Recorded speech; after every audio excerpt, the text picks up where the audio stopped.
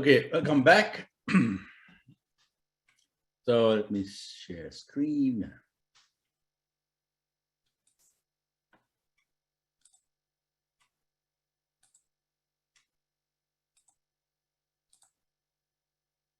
Okay, so the central theme has been sort of use as many variables as possible, create a predictive distribution, and draw missing values from that predictive distribution. How do you create such a predictive distribution? So all imputation methods are going to make some sort of a model assumption.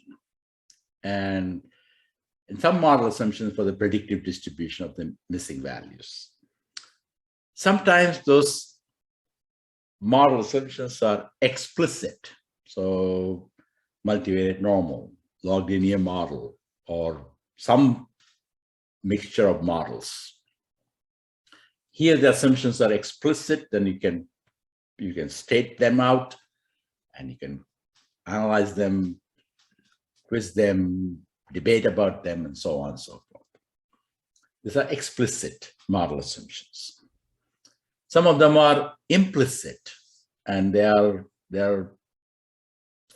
really formulated as an algorithm.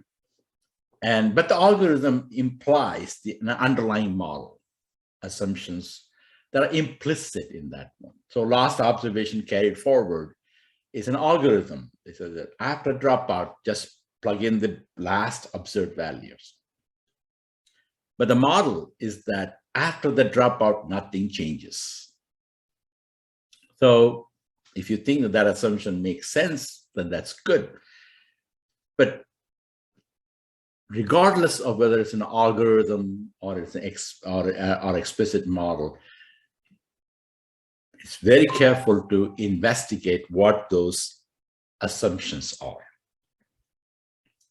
So one of the very popular implicit modeling procedure is hot-tech imputation. And that's very, very common in many surveys.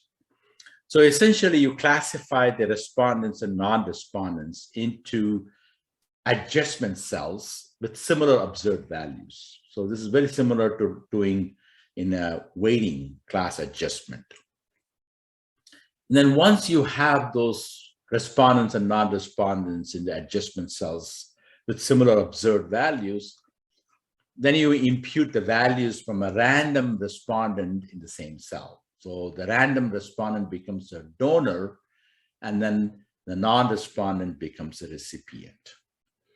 Here, the implicit model here is that you are essentially running a regression of missing variables on variables forming the cells, including all interactions. So you can imagine that that's a regression model, and then you are adding a random residual from a donor to a recipient in that one. That's an implicit model. So it's kind of a gigantic model of interactions, and it kind of gives the same weight for main effects to the interaction effects. So very popular is current population survey hot-tech, and it has been studied thoroughly and seems to work pretty well for many applications. So you have a missing variable, earning variables, and you have observed set of covariates with very little missing values in these things: age, race, sex, family relationship, children, marital status, occupation, schooling, full part-time, type of residence, income recipiency pattern, and so on. And then you create a joint classification of these X variables. They all have to be categorized into a giant matrix.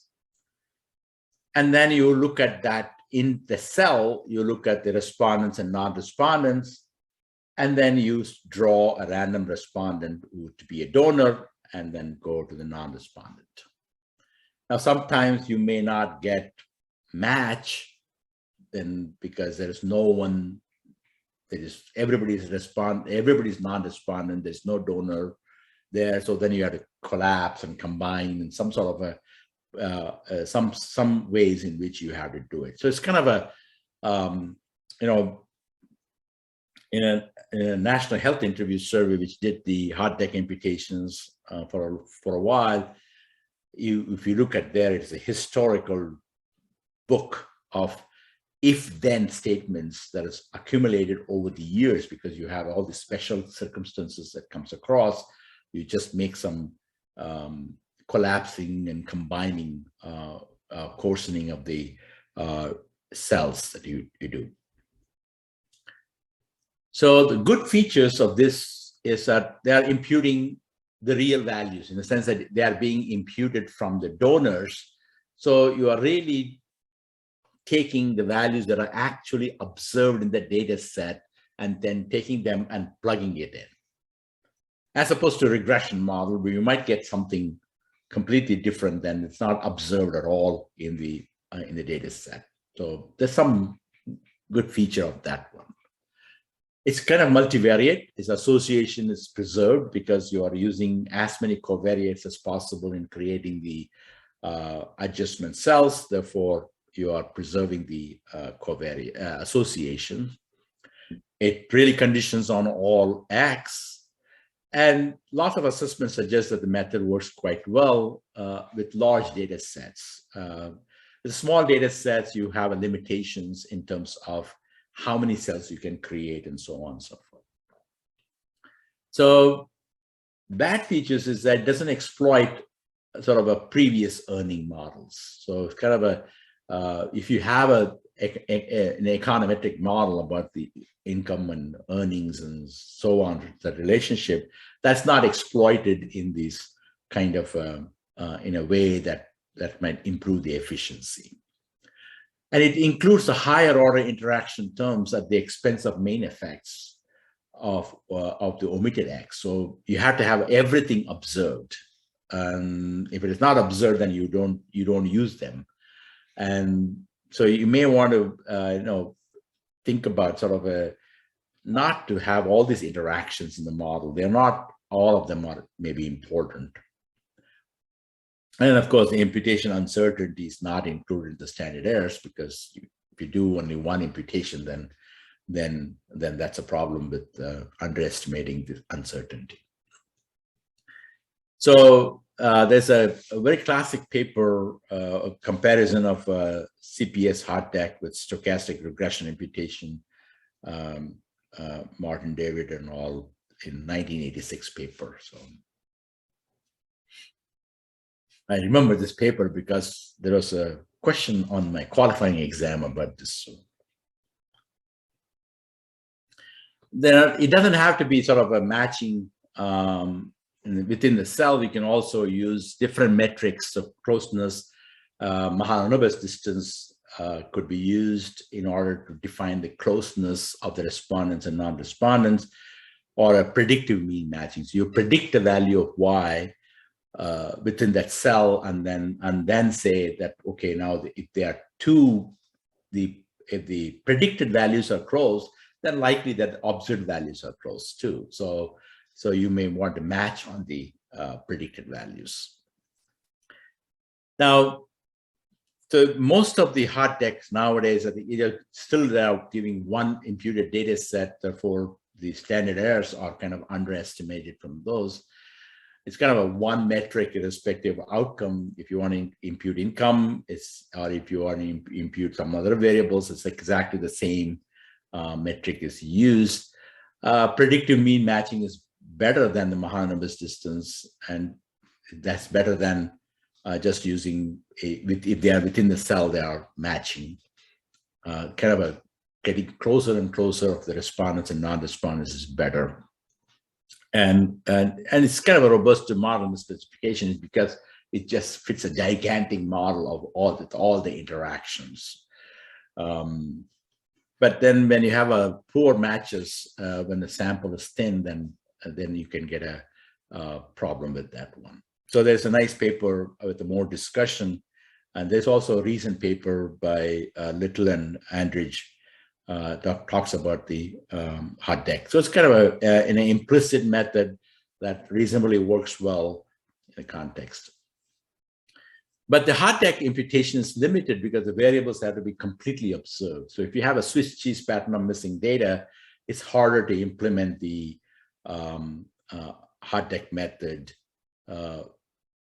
in some sort of a sequential way. You can do it, but I think it is harder.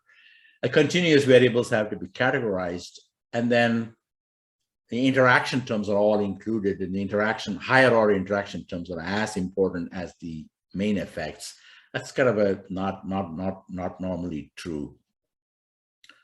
On the other hand, the explicit model is difficult because if you have a large number of variables, different types, if they're not multivariate normal, what kind of distribution then you can develop? There's also restrictions are common. So question is valid only for certain subjects. So kind of a skip patterns. So you ask about how many cigarettes you smoke only for people who smoke, and you skip the items for those people.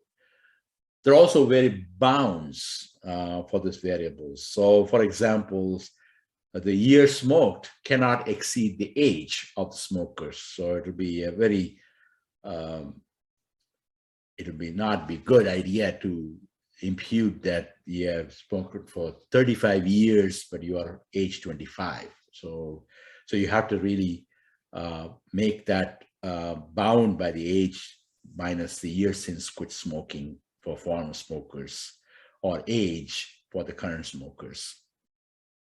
And it can be more complex. If a question about the teenage smoking was asked, then an age when started smoking was also asked, and then therefore this kind of a structural bounds have to be obeyed when you are doing the imputation. So explicit model makes it very difficult to do those bounds in a multivariate sense. Bracketed response. For example, if it will be common that if you say, I don't know income, they will immediately ask you, is it less than 20,000 or more than 20,000? If you say, oh, it's more than 20,000, they'll say, oh, it's more than 20,000, less than 50,000. And less than 50,000 or more than 50,000. So keep on going. And that creates a kind of a bound, is that this person's income is between 50 and 75, or 75 and 100, so on and so forth. So then in imputed values, that's a partial information that's available. Therefore, that imputed values have to be fall into that bracketed response. So kind of looking at these variables jointly is also harder. So the sequential regression imputation methods, which is also called as a chain equation method, it's also called flexible conditional specification approach, is probably, I think, reduces the problem into variable by variable imputation, but at the same time, conditioning on all the variables as possible.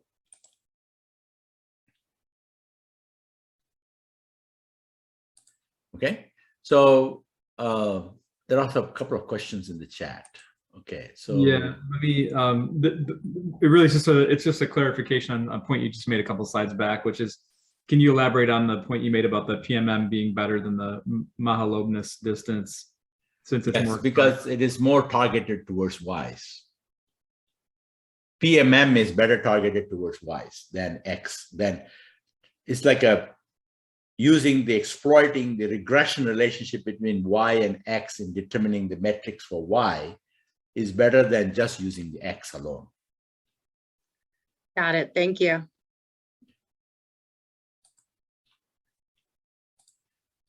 So suppose that you have P variables with missing values, and there's a variable with no missing values. As I said, you may not have a situation where you don't have, everybody's missing on something. In that case, U will be just a intercept term, a constant term. So you don't have to have variables U with no missing values. So this sequential regression approach takes the variable by variable approach. So first iteration, you regress y1 on u, and then impute the missing values in y1.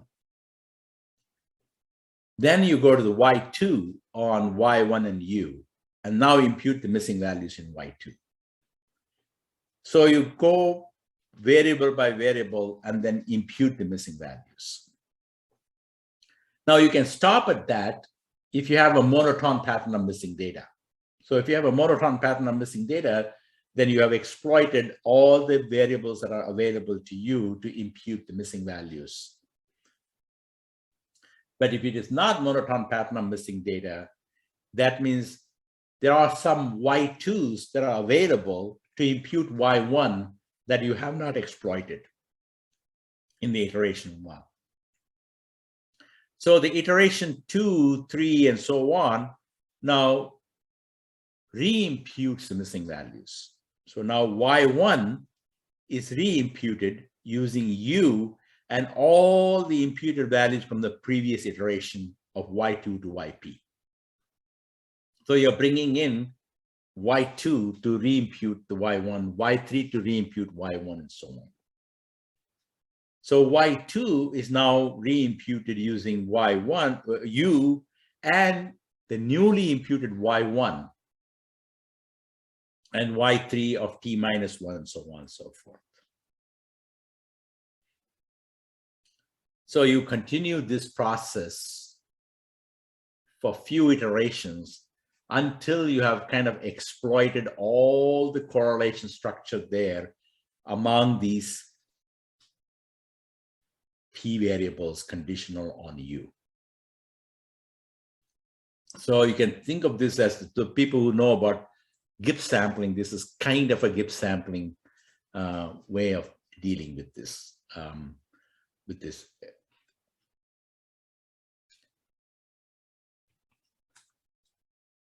So each step involves draws from the predictive distribution. So flexibility is that ability to specify individual regression models. And you can deal with the types of covariate variables, continuous variable. Now, in the software I will be talking about uses a normal distribution, but also you have the option of using Tukey's GH distribution. So Tukey's GH distribution allows for, it's kind of a transformation of normal distribution, but it allows for highly skewed and heavy tail or lower tail distributions. If you have a categorical variable, you can use logistics or multinomial logit model. If you have an ordered categorical, then you can use an ordered probit or ordered logit model. If you have a count type data, you can use a Poisson regression. If you have a mixed or semi-continuous data, you can use logistic normal mixture. So for example, you do deal with the zero versus non-zero using the logistic model, and then conditional on being non-zero, you use the continuous model, continuous variate model. It can be non-parametric procedure. So for example, in the IVE where we'll be talking about, it uses the it creates a cell based on the response propensity and the predicted values, and then applies then a Bayesian bootstrap, approximate Bayesian bootstrap within that cell. So it's kind of a non-parametric approach for developing a regression model. You can do a semi-parametric regression model. So you can do a generalized additive model and so on and so forth. If you have restrictions, you can say, well, this is only valid for smokers, or this is only valid for women, or so on and so forth. You can then apply restriction by regressing fitted only for the relevant subset.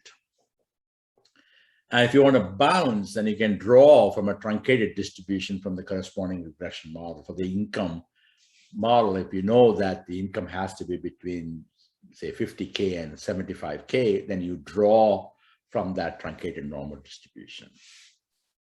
Now, how many iterations should we do? The empirical study shows that about 5 or 6 iterations is enough for exploiting all the correlation structure in the imputation in that process. So in terms of summary of imputation methods, that should condition on all the observed variables, be a multivariate to preserve association between missing variables.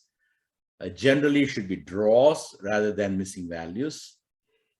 And the key problem now you're going to solve is that even if you use all the methods that we've talked about, the single imputations do not account for imputation uncertainty and in the standard errors. Therefore, I'll talk about 2 approaches because sometimes you may, if you are especially using a Bootstrap method for computing the variance in any way, you may want to use a method of bootstrapping imputation method.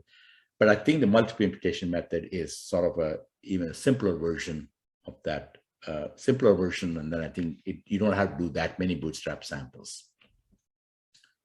Okay, so I want to do accounting for uncertainty. So the imputation makes up the missing data, treats imputed values as missing values. Therefore, you need to incorporate that uncertainty in standard errors, p-values, confidence intervals.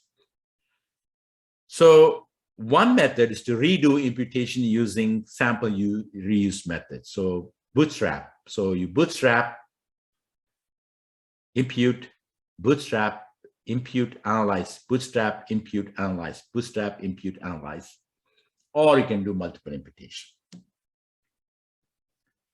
So what's a bootstrap? I don't know how many of you know about bootstrap. So give you a 30-second introduction of the bootstrap.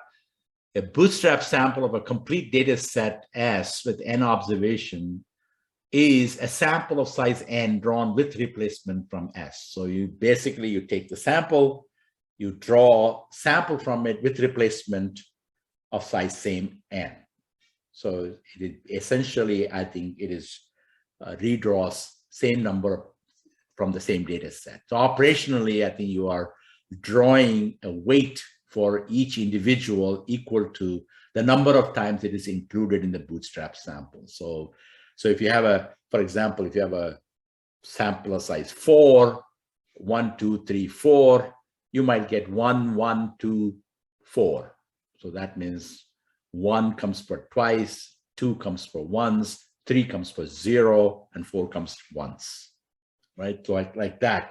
So it is sort of a drawing sampling with replacement, which is equivalent to doing this weights from multinomial distribution of sample size n with cell probabilities as 1 over n for each of the values, each of the records, or each of the subject.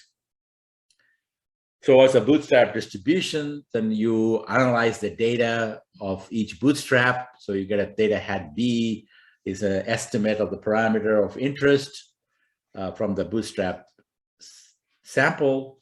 So inference is basically based on those bootstrap distributions. So the average of the bootstrap estimates is the overall estimates, and the variance is the variance across the bootstrap samples. So it's very simple to implement and works well. And all the justifications are a little bit asymptotic, but I think even for modest sample, it works pretty good.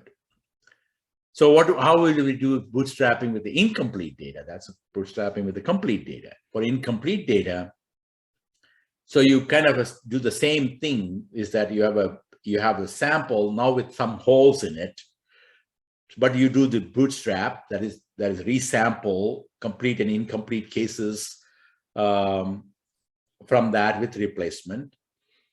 So now you have a bootstrap sample with still holes in it.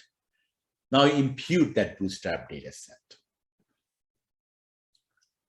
And then after imputation, you get a consistent estimate, or you get an estimate of the parameter theta, and then do exactly as before. You take the average across the bootstrap sample and then variance across the bootstrap sample.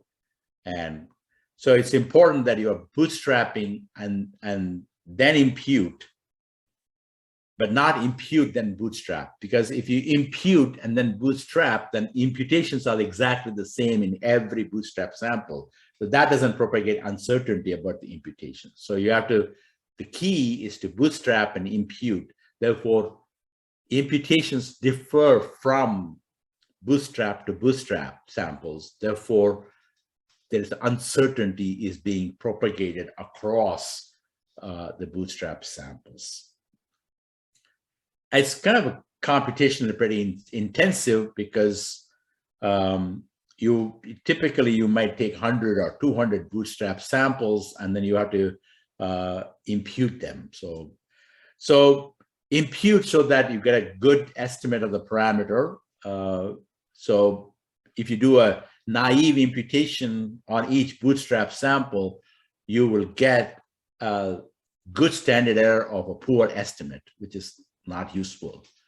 So you want to make sure that you need to your imputation procedure is good for each bootstrap sample. So, and if you do conditional mean, you get a okay with the linear statistics, but I think it should be conditional draw if you're really looking for linear and nonlinear statistics. So for example, if you're doing a logistic regression, which is kind of essentially nonlinear, so you have to do the draws in each bootstrap sample.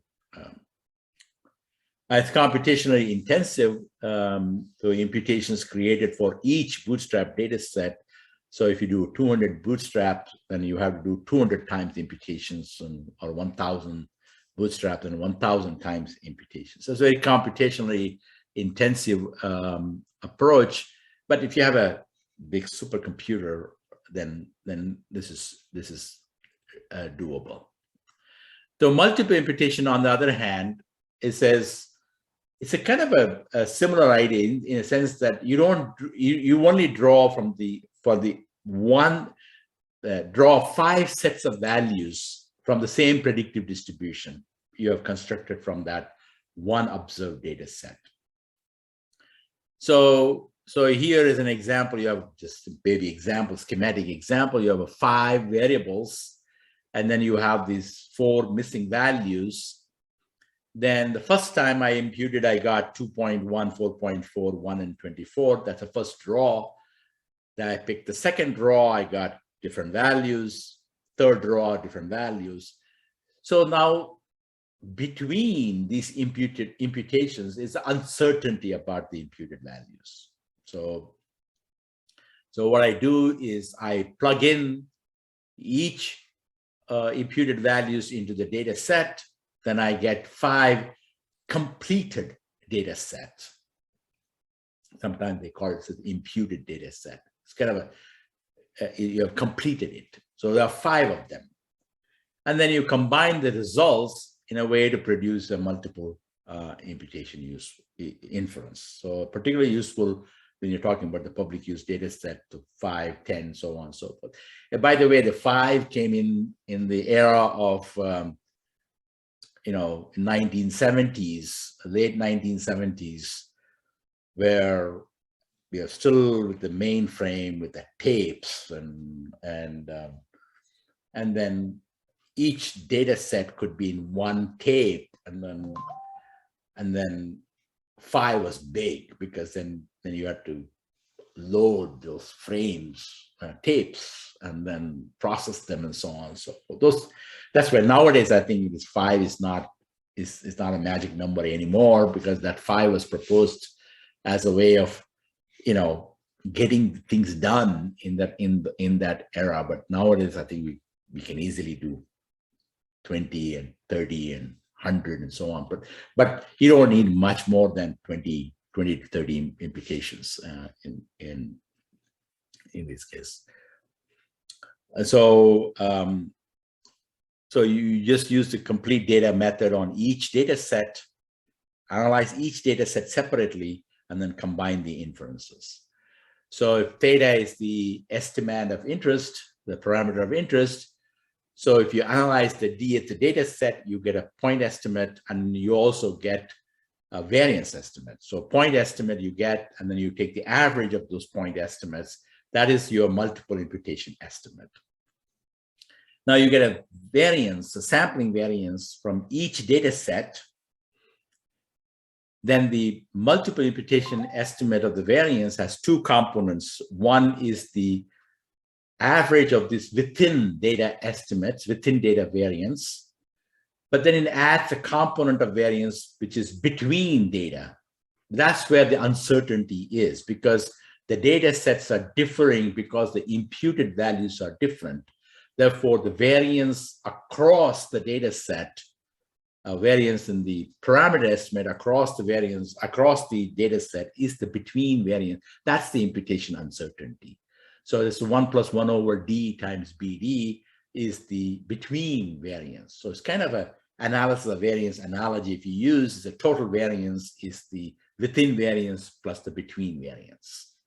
So the within imputation variance is the average, and then between imputation variance is the variance across the capital D estimates, and then you combine the two to get a total variance estimate. So carrying through this schematic, so for the data set 1, you might get an estimate of the mean of y1, and then you have the estimate of the regression coefficient of y5 for y3 in a regression of y5 on y1, 2, y2, y3, and y4.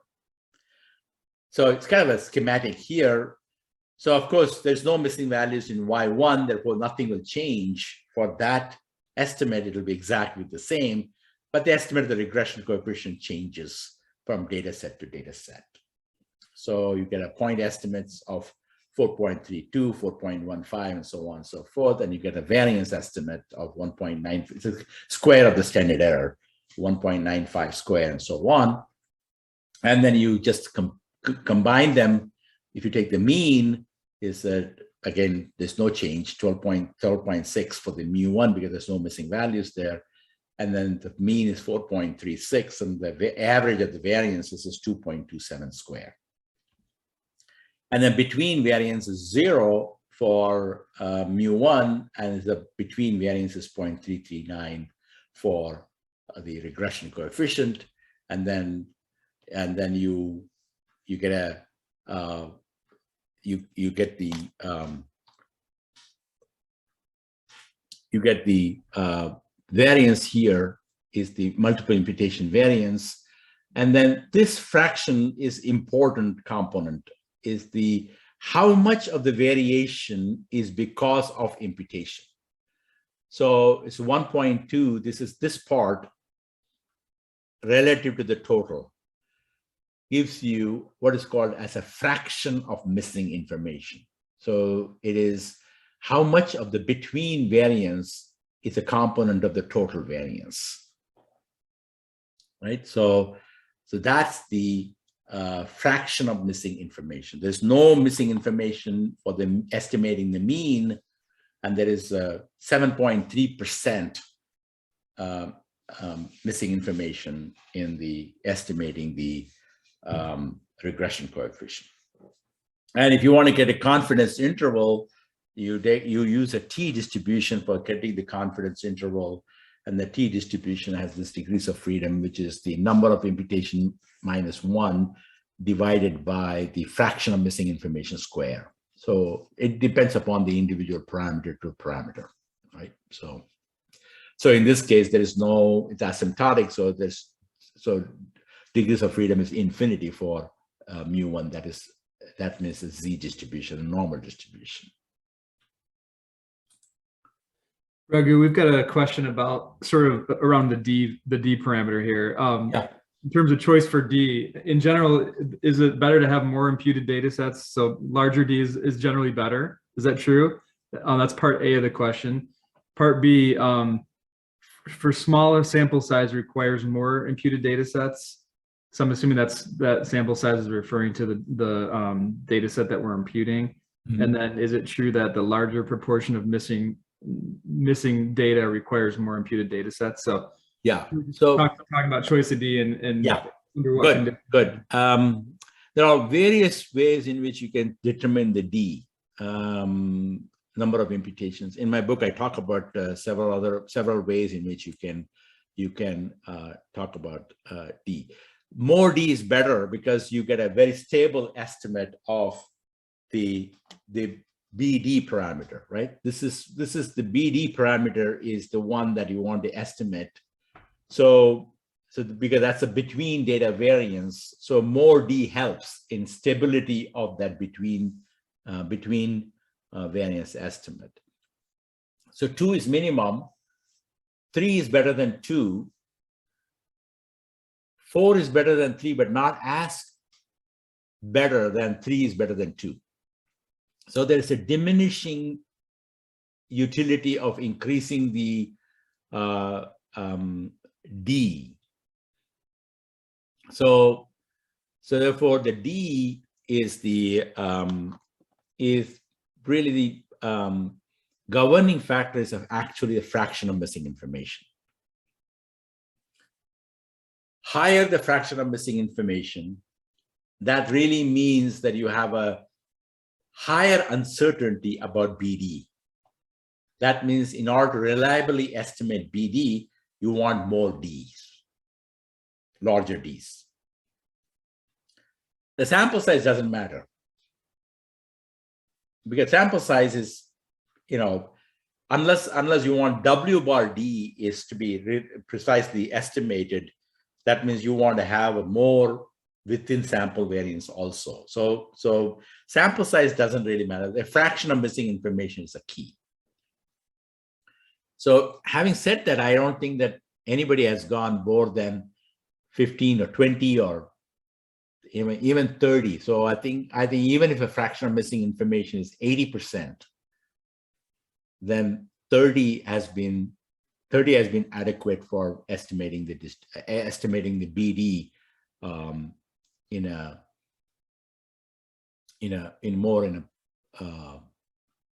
more efficiently, or more consistent, or more stability wise. Actually, in my book, I talk about various ways in which you can determine what the D should be. Also, Stefan Buren has a good discussion in his book also about how to choose the number of imputations.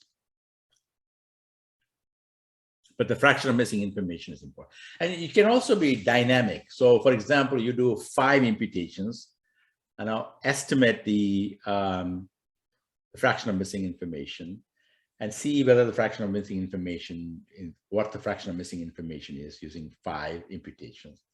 Then decide whether to go for 10 or 15 or 20, right? So you can be a dynamic. We have been thinking about, there's a lot of open problems in these multiple imputation. If you're really looking for topics for dissertation and so on, so it's a really, I think, adaptive way of determining the number of imputations. So this open problem. So many times we are dealing with a complex sample design. So we want to use most of the time we deal with the complex survey design. Survey designs involve stratification, clustering, and weighting.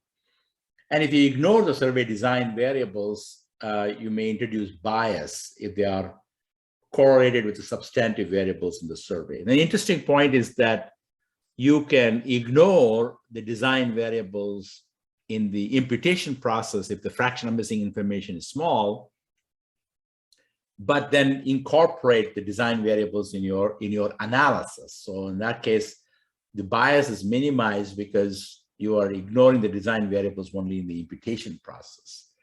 But even there, I think you might want to use the design variables as predictors. So for example, stratum indicators could be used as a dummy variables in your regression model. Or if your sample size permits, then you can impute within each stratum. That is saying that you are interacting every variable with the stratum by imputing within each stratum. You can use weight variable as predictors. You can use random effects to account for clustering. So there's a paper for extension of sequential regression approach for incorporating the clustering in that fashion. Okay, so you can use those predictors in order to condition on those as a covariate as much as possible. Now, the other approach is to uncomplex and impute. That is, here, I think this is where I think the connection between the disclosure limitation and missing data values comes in. So you create a synthetic populations by incorporating the complex sample features using a non-parametric based approach. Then you can impute the missing values in the synthetic population using the regular sequential regression multivariate imputation method or any other procedure, or even maximum likelihood. And then you can combine the estimates in a meaningful manner.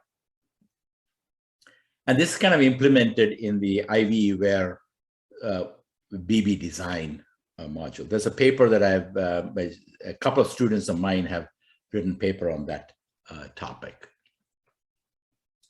So step one is to create a Bayesian bootstrap to create a non-sample cluster. So you think of this, you're going to fill in the population. So you have a clusters, sample clusters, and they're non-sample clusters. So you do a kind of a Bayesian bootstrap to create the non-sample clusters. So suppose you repeat that capital S times. Then you take, okay, now you have a non-sample subjects within each of those clusters. So you're going to do a finite population weighted Bayesian bootstrap to create a non-sample subjects within each cluster. You kind of repeat that capital B times for each of those draw in step one. Then you multiply impute the missing values in each of these S times B synthetic population. So a total of S times B times L data sets are generated. Now you can see that this is a very computationally very intensive approach because it's more than the Bayesian, more than the bootstrap that we talked about. But saving grace is that S doesn't have to be that large in order to get a reliable estimates. So still, I think it could be in the teen hundreds rather than higher hundreds or thousands. Now you have these point estimates now from these SBL. So indexing S is the non-sample clusters, B is a non-sample unit within clusters, and L is imputations. So you take the average of across all these estimates, that's your multiple imputation estimate. And the variance estimate is given by the simple formula. Just you take the means across the B and L, and then compute the variance across those S samples of those means, and apply this correction factor 1 + 1 over S, and that gives you the variance estimates. And then you can use a t-distribution as a number of clusters. It's a kind of a minimum of number of clusters minus number of strata, which is the usual degrees of freedom, design-based degrees of freedom, S minus 1. So in this case, you can see that S doesn't have to be larger than the number of clusters minus number of strata, because there's no benefit in taking too many S's, the S to be very larger than what the original degrees of freedom is. And still, it's a computationally intensive procedure. So S may be fixed as at the C minus H, which is the complete data degrees of freedom. B and L are used mostly to obtain stable coverage estimate for each synthetic population. So for example, if you take S to be 25, B to be 10, and L to be 10, it gives you practically the same results as S equal to 25, B equal to 5, and L equal to 5. So it gives similar results for logistic and linear regression analysis. The number of non-sample clusters are assumed to be sort of infinity here, or if you have a finite, then you can apply finite population correction factor. And weights are assumed to be a combined weight. So typically that's what is released. But sometimes you might get cluster weight and then the unit weight within the cluster. If that is the case, if you have two weights, then you can modify the procedure by doing that. But here we are just thinking that most of the times that you get only one weight that's available. So there's no variance estimate is needed from each synthetic data set. And then IVWare user manual gives you examples, and my book also talks about examples. And then we will talk about a few examples in the next portion. In terms of applications, a survey of consumer finances 1992, Art Chemical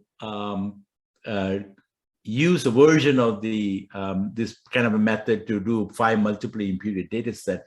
He was considering only the continuous variables, and then he used the linear regression model, but he used the maximum likelihood estimate for the parameters. And in that, he calls that as a sequence of regression.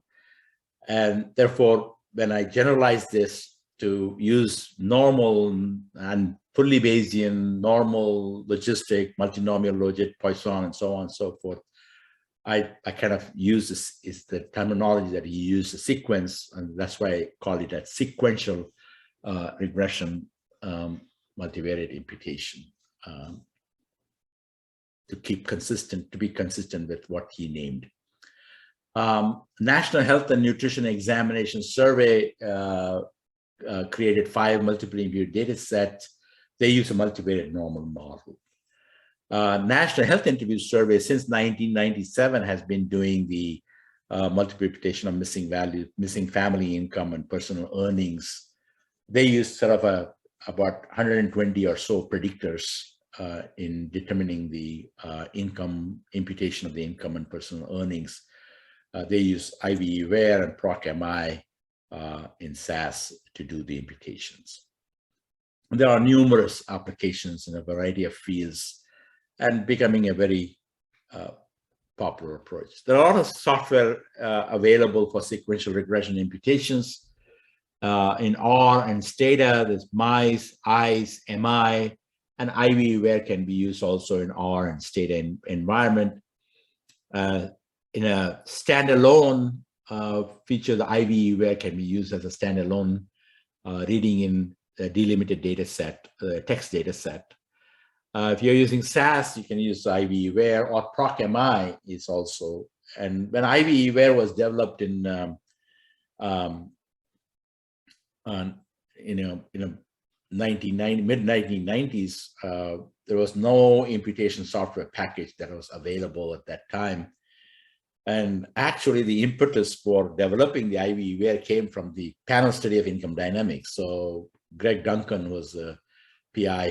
He was the one who was sort of saying that, hey, we need a really imputation method for handling our complex longitudinal data. So that's where this came. And now I think there are a lot of other software packages available now, ProcMI. If you are using SPSS, so IVWare can be used in the SPSS platform either. Now that's for sequential regression imputations.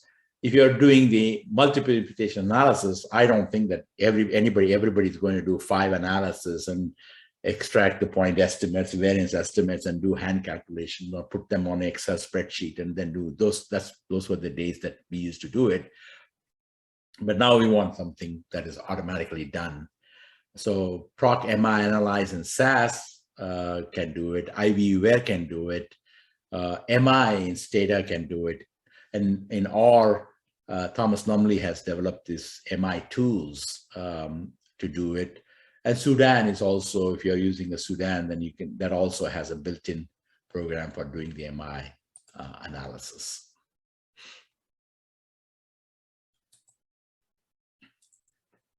Okay, so So the chat, there was a question about the mice versus IVU. Technically, I think they use the same approach of building the regression model. In mice, you can specify a particular regression model for each variable. In IVE, where we have decided that we want to use as many variables as possible for making prediction. So therefore, we try to use all the variables that you list, except that if you can't fit the model, then use the stepwise and so on. But IVE-Ware has built in these structures of the restrictions and bounds. I don't think the mice has those restrictions. I don't know, new version of mice might have it, but I think at least the version that I'm familiar with did not have that built in. I think it does have it now, or I'm not sure if it's mice, but it's the built-in Stata MI software. I was just using it this winter, so I'm glad to. Yeah, it could be MI. Yeah. So what is IVE-Ware? Is a collection of SAS, R, SPSS, Stata, C, and Fortran routines, and it handles the linear, continuous variable, logistic, binary variable. It uses a multinomial logistic for categorical variable, Poisson for the count variable, and it uses a two-stage linear logistic for mixed or semi-continuous variable. And it uses a sort of a, if you can specify a semi-parametric regression model, uses a response propensity, predictive mean stratification, and then it does the Bayesian bootstrap within those cells. So it's kind of a the model doesn't fit well, then you might want to use that feature so that it is kind of a semi-parametric model. If it is not normal, then you can use a Tukey's GH distribution. You can do a stepwise selection at each of these regression stage. So there are features in terms of saying that you want maximum predictors, or you want to say minimum R-square that you want to add to the regression model. So use this with caution, because only if it is absolutely necessary, because you want to make sure that you are conditioning on as many variables as possible.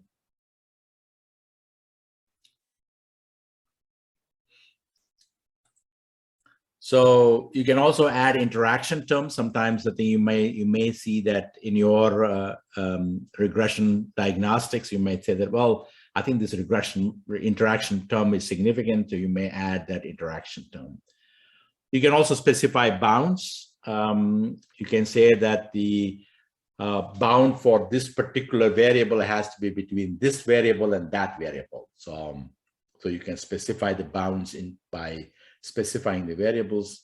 You can also specify logistic regression and skip patterns. So essentially you can build in whatever the if-then statement that you want for specifying what the logistic regression is. And it also produces imputation diagnostics. So automatically you can ask for, hey, are these imputations reasonable? So it will do imputation diagnostics as well. Now, it's important to do this imputation diagnostics because you want to make sure that the models are fitting well and your imputed values are reasonable. Now, there's some issues about the convergence in terms of how many iterations, and as I said, for 5 or 6 iterations is enough. We try with the different seeds, and then they seem to be converging to the same values regardless of what seeds.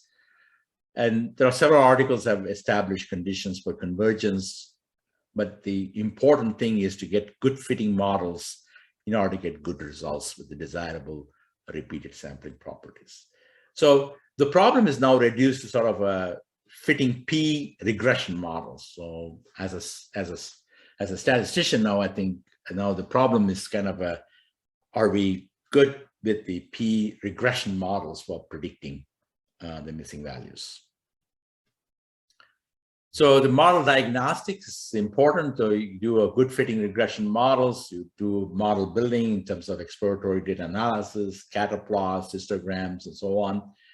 You want to make sure that each of those P regression models are good fitting models. You can check the residuals from the current model and refine the model if necessary. So you have lots of model building tools built in, like posterior predictive checks. They're all important component of building a regression model. Because the poor fitting models can result in bias, may even be worse than complete case analysis. So you may want to make sure that you're a reasonable model. Now, the imputation diagnostic is to make sure that what you are getting as imputed values are consistent or somewhat reflective of what observed values are showing. So if it is missing completely at random, then the marginal distributions of the observed values and imputed values should be same. So you can draw a histogram of the imputed values, overlay the histogram of the observed values and see whether they are same. But if they're not missing completely at random, then it is not necessary that the marginal distributions will be different, it will be same, because the case mix is different. So the case mix, in a sense, that the covariate distribution for the complete cases could be different than for the incomplete cases. Therefore, marginally they won't agree, but conditionally they should agree. So the imputation diagnostic that is built into IVE-WARE compares the conditional distributions. So here is an example. You have a Y and X. If the imputation of the Y's are reasonable, then f of y obs given x should be same as f of y imputed given x. Now, if you have a lots of x's, the easy way to check is to do a propensity score matching or propensity score analysis of missing y versus observed y, imputed y versus observed y. And then conditional on the propensity score, the imputed and observed values should be the same. So that's a diagnostic that is built into IVE-WARE.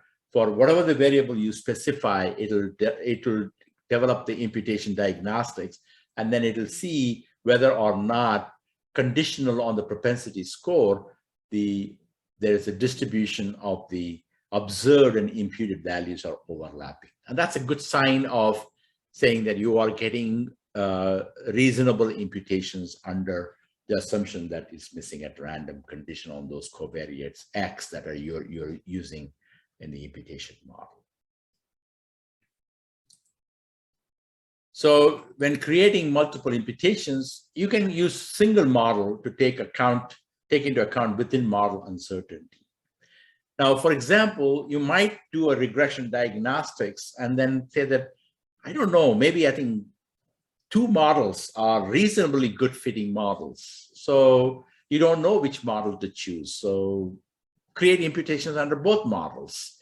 That means then you're incorporating the uncertainty not only about the imputation, but also you're incorporating uncertainty about the imputation model itself. So you may do imputations under different models, then making sure then combine the inferences. Now, as I said, imputation can be based on implicit or explicit model as for the single imputation. So if you use a hot deck, within the hot deck also, I would try to use the Bayesian Bootstrap in order to draw the donor sample for the recipients rather than just a random draws, because you are incorporating the uncertainty about that, additional uncertainty about estimating the distribution function there.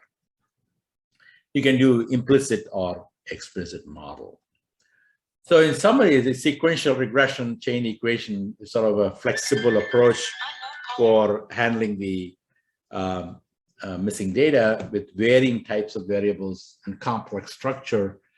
You reduce the problem to sort of performing the standard regression diagnostics, and which can be used to fine-tune the model to fit the observed data well. And the models can be parametric, semi-parametric, or non-parametric. And there are many software available to implement this method, like, it's available in R, Stata, And now I think SPSS is also bringing out as well as SAS, and there are plenty of software that are available depending upon your choice in terms of, and the same method with the slight differences are being implemented across these software packages. And in fact, I think you don't need any, if you are using some, Python to do your analysis, you can actually create the macros because it's all regression analysis. So you can create the modules for doing the regression analysis, and then you just, in a macro environment, you can program them. So for example, in the Census Bureau, I think they said, oh, we don't want to use SAS, we don't want to use R, and we don't want to use IVE-ware because we had to bring in the IVE-ware into a secured enclave, and it's just a lot of problems.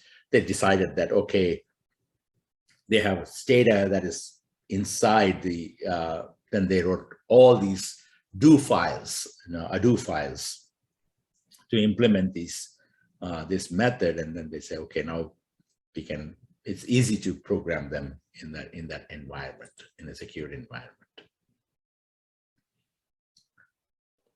So we have a question about interaction terms. Yes. So if you've got two variables, X and Y, that interact to make an interaction variable called Z, so Z equals X times Y, should Z be put directly into the multiple imputation model, or should Z be computed after imputing X and Y separately?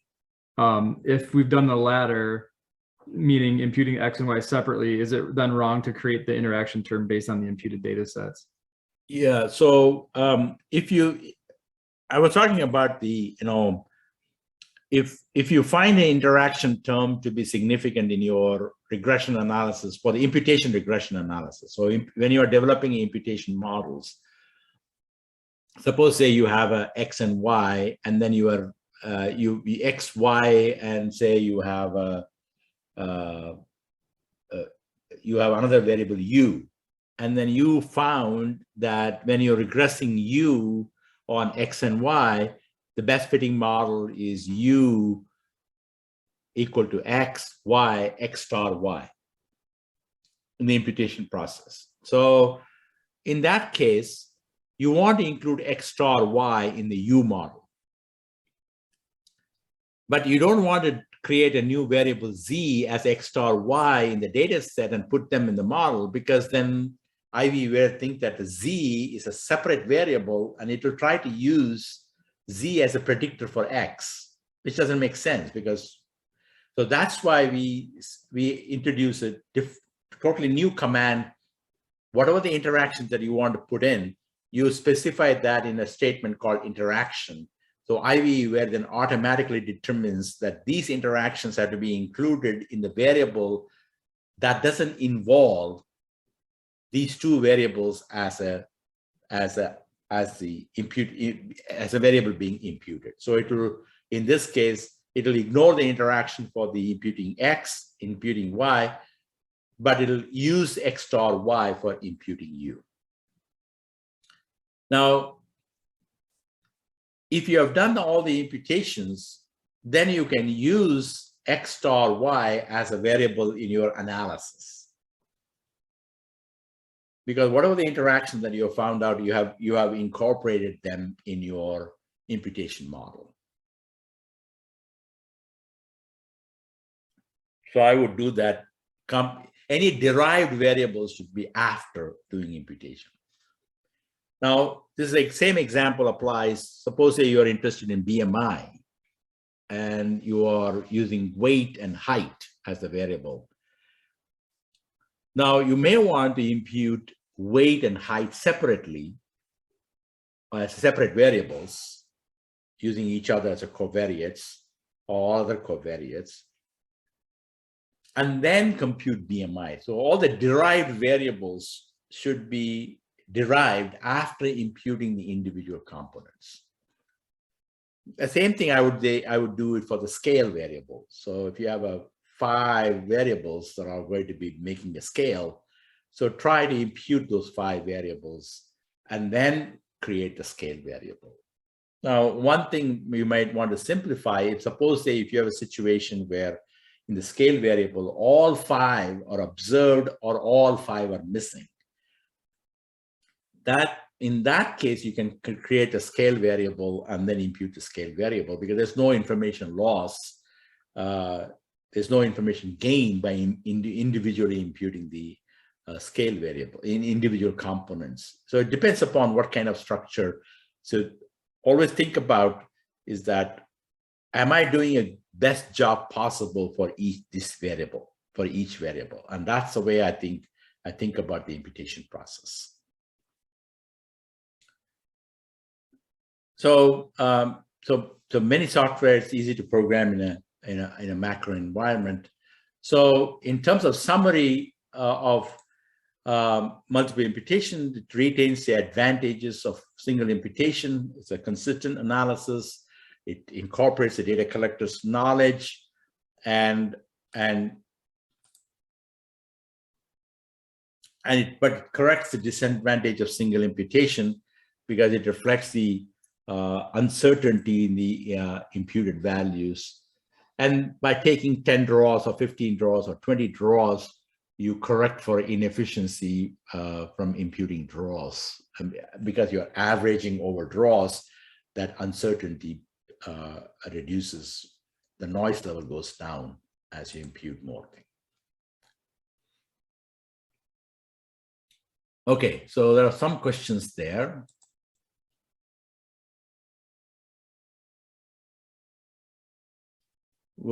Yes, the same combining rules will apply because now I think you are averaging not only the between data variance, also between data variance, between model variance. So same combining rules you can apply to take the average of all the within variances and take the between variances, unless you want to separate out the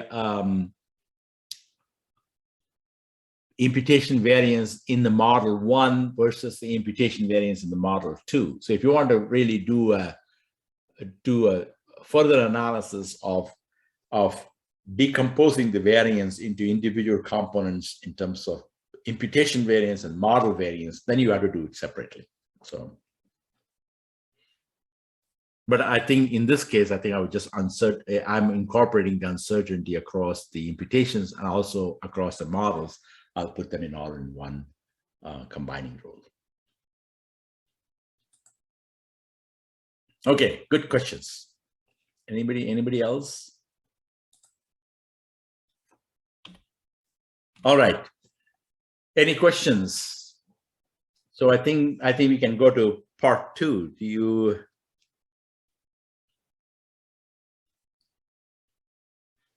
How are you all doing in terms of, you want a break?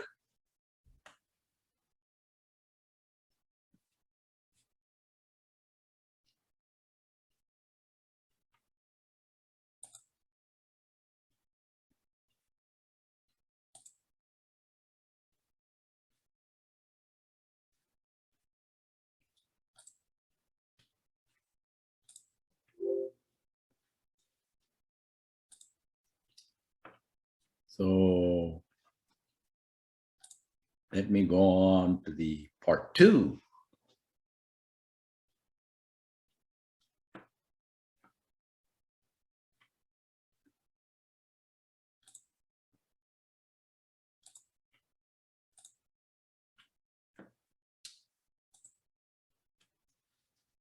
Okay. All right. So